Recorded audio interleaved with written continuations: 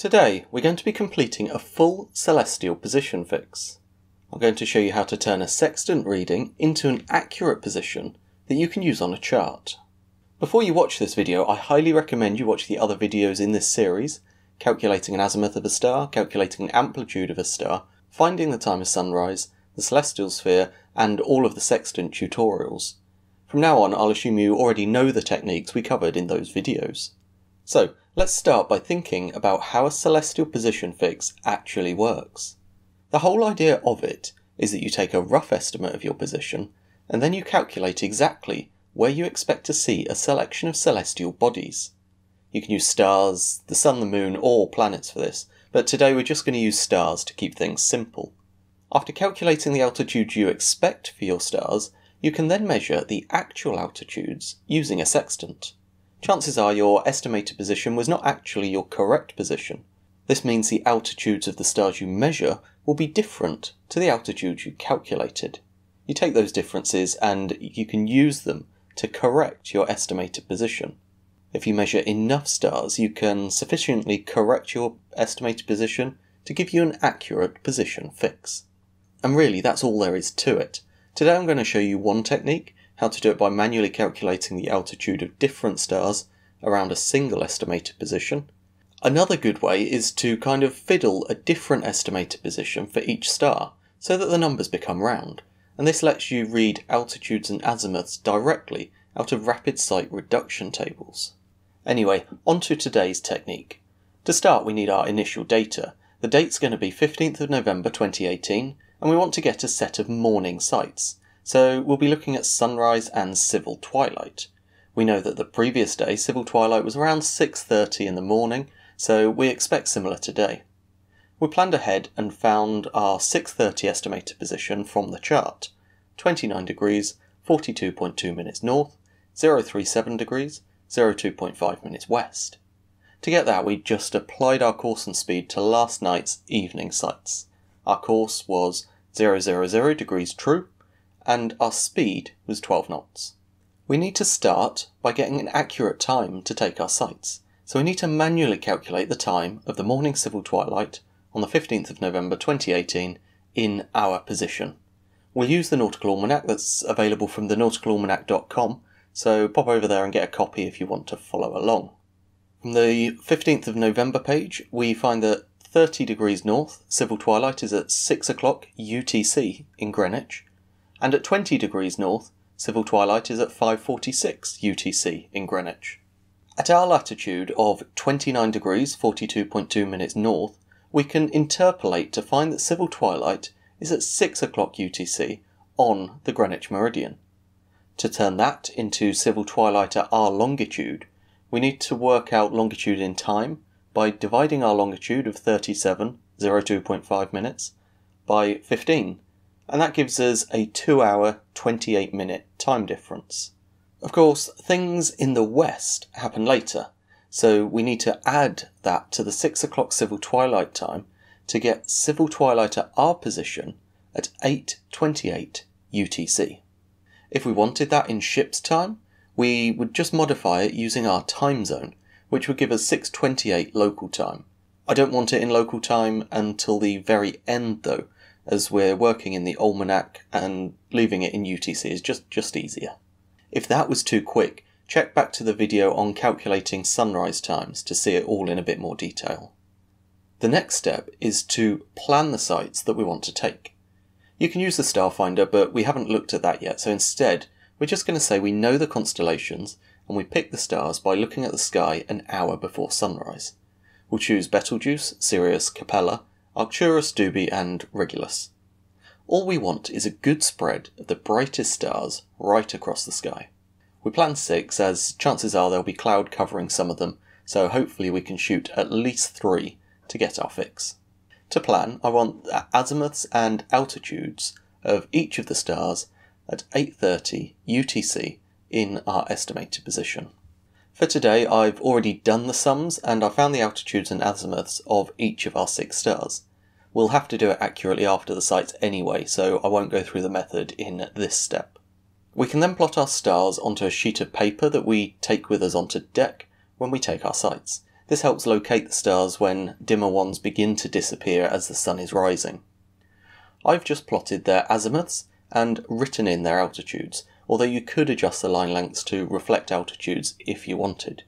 I also plot the ship's head as it gives me a reference point when I'm on deck, in this case 000 degrees true. Now you're ready to take the sights. For every sight you take, you need to log the precise time, and we're talking accuracy to the second here. Make sure you've adjusted your watch or the chronometer to give you enough accuracy. I tend to scribble straight onto my planning sheet just to keep all my notes together. You'll need to log the index error, every star's sextant altitude, and the precise time you shoot each sight.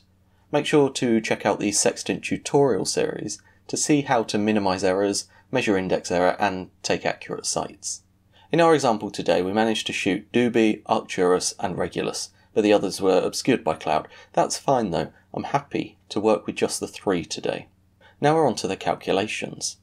Remember, we said that the principle was to compare our sextant measurements to our calculated measurements.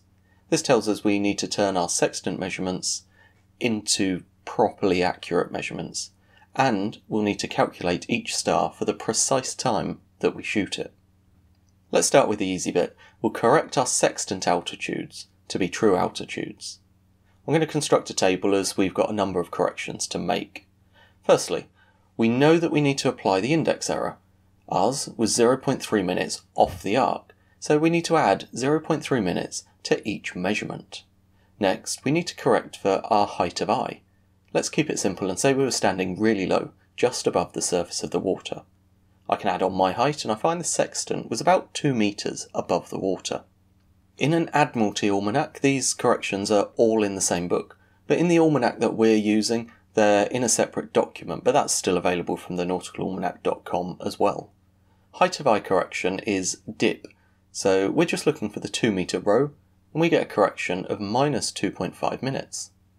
Applying the dip and the index error to the sextant altitudes gives us the apparent altitude of each star. Then there's only a few more corrections we need to make now. The total correction comes straight from that same page as the height of eye correction. You enter the stars and planets table with the apparent altitude, and you just read the total correction from the correct row. Then finally, we need to correct for refraction, or more precisely the additional refractive correction. This is impacted by temperature and atmospheric pressure. It affects stars close to the horizon more than ones at a higher altitude. This morning it was 12 degrees C and 975 millibars when we took our readings, so we're going to read down column J. 2 of our stars were high, so they didn't have any additional refractive correction. Arcturus was a bit lower, so we need to read off his correction, and we find it as plus 0.1 minutes. Finally, we can sum up all our columns to get the true altitude of each star, and we'll come back to these figures after finding our calculated altitudes. To get the calculated altitudes, we need that precise time of every sight that we logged when we took the sights. Again, I'm going to do this in a table to display the data a little easier.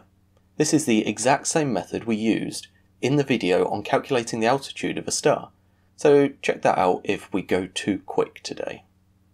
I want to pull the data from the 15th of November page in the almanac. For each star, I'm going to want its sidereal hour angle and its declination. Then we need to turn those sidereal hour angles into local hour angles using Aries at the time of the sights. For Aries, we'll get the same hourly Greenwich hour angle for each sight, as the hour for all of them was 8 o'clock UTC. It's going to be the increments for Aries that are different for each one. We can read off the increment for 28 minutes 15 seconds as 7 degrees 4.9 minutes.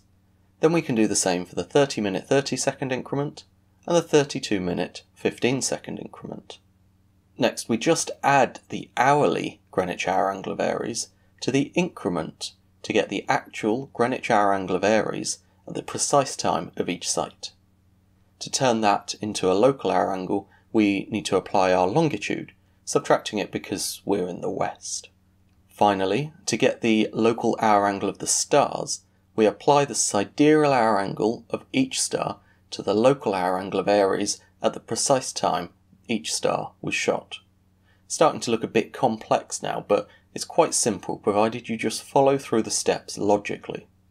I'm going to remove the construction rows from my table now to only keep the rows that I'm interested in.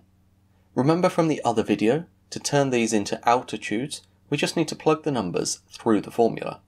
I want to keep it accurate enough to work with, so the angles are going to be to the nearest 0.1 minutes, and this should tie in with the accuracy possible with the sextant, and will correspond to 0.1 miles in the final result. Next, we want to find the actual azimuth of each star at the time of the sight. Again, this was covered in the previous video on finding an azimuth of a star, so check that out for the thorough method. I use the ABC method, A being tan of the latitude divided by tan of the local hour angle, with the sign being opposite to the latitude sign unless the local hour angle is between 90 and 270 degrees. B is tan of the declination divided by sine of the local hour angle, with the sign matching the sine of the declination. C can be either A minus B or B minus A, depending on which is largest, and is labelled the same as the sign of the largest of either A or B. Finally, the azimuth is the inverse tan of 1 divided by C divided by cos of the latitude, with the notation starting with the label of C and ending west if the local hour angle is less than 180 degrees, or east if the local hour angle is greater than 180 degrees. Resolving all that gives the azimuth in true notation. Again, this was really fast, so check out the video on azimuths if you want it slowing down. Finally, we can construct a table with only the information we now need. We take the star name, the time of the sight, the azimuth, the true altitude, and the calculated altitude. Remember, I've said all along it's about comparing what you expect to see to what you actually see. For plotting, we want the difference between the true altitude and the calculated altitude. You just subtract the calculated altitude from the true altitude. Positive numbers are labelled towards and negative numbers are labelled away. And now we're almost ready to plot. But let's first have a look at what happens if we try and plot straight like this. We'll start at the origin, our estimated position or DR position at 8:30 UTC. To plot a star, you draw the azimuth and then you plot the intercept perpendicular to that azimuth. For Dubhe, the intercept was 0.4 miles towards. So we just move 0.4 miles towards Dubhe, and we plot the celestial line of position. This was at 8:32:15. We can do the same for Arcturus. The azimuth was 082 degrees, and the intercept 4.5 miles towards. Again, we label it with the time, which was 8:30 and 30 seconds. But this is where our issue comes in. The times of these lines are different. You can't plot a fix with lines of position taken at different times. You need to transfer the lines of position to get their times to match. We already said we wanted a fix at 8:30 UTC, so that would be a good time to transfer all of our lines to. Just like you would with a running fix, you can apply your course and speed to the time difference you want to transfer. For example, in the case of Dubhe, we took the sight at 8:32 and 15 seconds, so 2 minutes 15 seconds after 8:30. The distance that the ship travelled in that time was 0.45 miles, using the speed of 12 knots that we declared earlier. To turn the 8:32:15 position line from Dubhe into an 8:30 position fix line, I need to drag it back the way the ship has come, by 0.45 miles.